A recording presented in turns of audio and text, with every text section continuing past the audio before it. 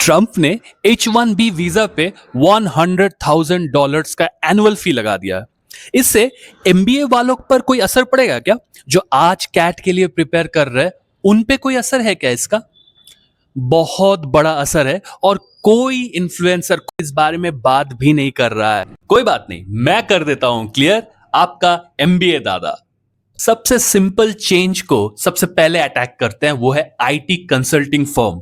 यहां पे TCS, CTS, Wipro, HCL, सबसे इंपॉर्टेंट चीज है H1B वीजा। ये कैरेट एंड स्टिक में जब भी होता है ना कि यार तू तो बहुत बढ़िया काम कर रहा है, तेरा नाम H1B के लॉटरी में डाल देंगे, ये सबसे बढ़िया कैरेट है जो कि एम्प्लॉयज को दिखाया जाता है। मैं खुद भी टीसीएस में था, 3.5 साल था। 2 साल होते ही ये कैरेट, ये होप मुझे दिखाया जाता था। और जब आप एमबीए के लिए प्रिपेयर करना चाहते हो और आपको सामने ये कैरेट दिखे जो कि डॉलर में पेमेंट होगा, यूनाइटेड स्टेट्स में जाके आप रहोगे, तो आपको यही वाला बेटर ऑप्शन लगता है, जो कि है भी। लेकिन अब ये रास्ता कंप्लीटली बंद हो गया है। Companies like TCS will not पे $100,000, इट्स ऑलमोस्ट 87 लाख रुपीस नहीं देगी ये कंपनी जस्ट एक एम्प्लॉय को यूएस भेजने के लिए। So this road is now totally blocked, closed. और ये बंदे जो कि फेंस में है कि करे कि ना करे एमबीए, अब जी जान लगा देंगे कैट प्रिपरेशन के। नेक्स्ट ऑब्वियस सा है, और this is where the most amount of impact होगा, वो है मिड टियर एमबीए जो कॉलेजेस होती है। मिड टियर भी छोड़ दीजिए, टॉप टियर एमबीए कॉलेजेस में भी जो लास्ट में 20-25 जन, 30-40 जन बच जाते हैं, वो लोग कहां प्लेस होते हैं आपको पता है? They are placed in companies like HCL, Cognizant, TCS and many other IT service firms like Wipro and so many others. यहां पे इनका रोल होता है नॉर्मली प्री सेल्स का, और salary ranges from 9 lakh to 15 lakh 16 lakh तक भी सैलरी जाती है। मिड टियर में तो ये मैक्सिमम रिक्रूटर होते हैं, राइट?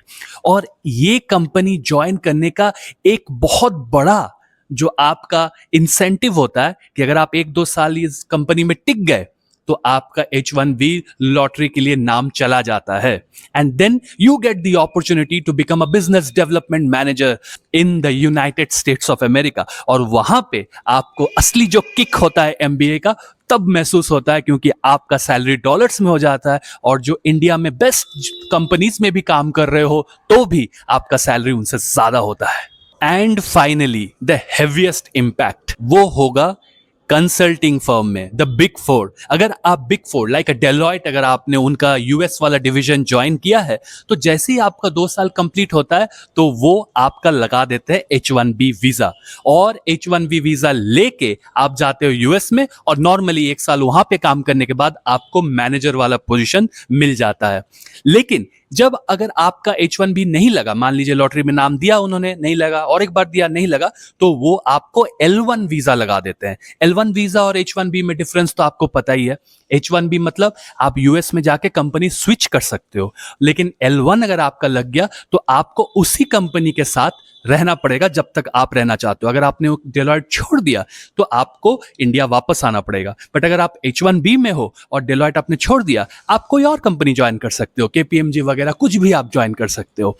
तो L1 में जाना थोड़ा सा रिस्की हो जाता है, unless and until you want to stay with the company. But risk क्यों? क्योंकि अगर तो मान लीजिए कल को कुछ डाउनसाइजिंग हुआ, ये हुआ, तो आपको तुरंत वहां से निकाल दिया जाएगा, और you can not do anything, you can not look for jobs also, your visa stands cancelled, you have to come back to India. तो अगर आपको यूएस में काम करना है एज अ कंसल्टेंट, तो ये H1B वाला रास्ता बंद हो रहा है। सेम फॉर बिजनेस डेवलपमेंट या फिर प्री सेल्स में भी ये रास्ता बंद हो रहा है।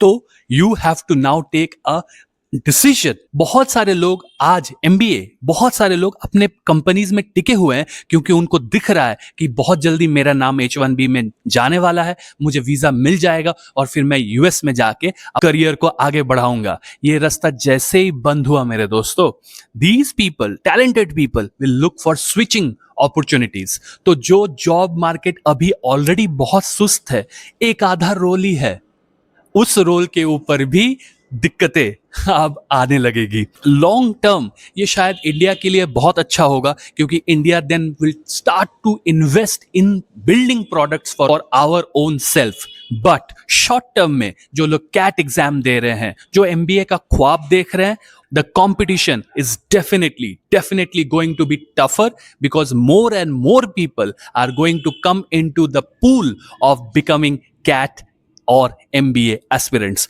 बताइए आपने कुछ सीखा कि नहीं? वीडियो में मिलते हैं नेक्स्ट वन में। जय हिंद।